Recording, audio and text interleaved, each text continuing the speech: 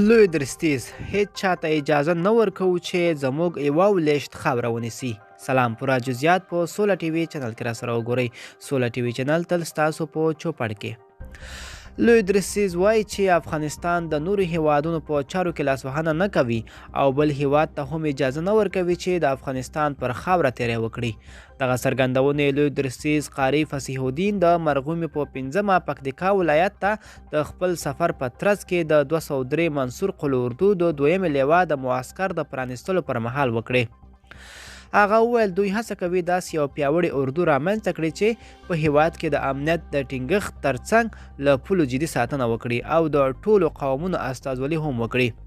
د زیاتوي موږ د هیڅ هیواد په چارو کې لاسوهنه نه کوو، خو هیڅ چاته اجازه نه ورکوو چې زموږ یوه ولشت خاوره ونیسي.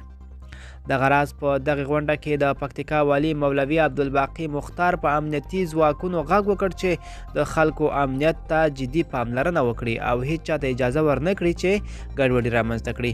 نوموړی وایي چې خلک له حکومت سره پوره همکاري کوي او اوس هغه وخت را رسېدلی چې باید له پولو څخه کلکه ساتنه وشي. تر دې وړاندې لوی درستیز ننګرهار ولایت ته هم د سفر په ترڅ کې ویلي چې د افغانستان له پولو څخه جدي ساتنه وکړي.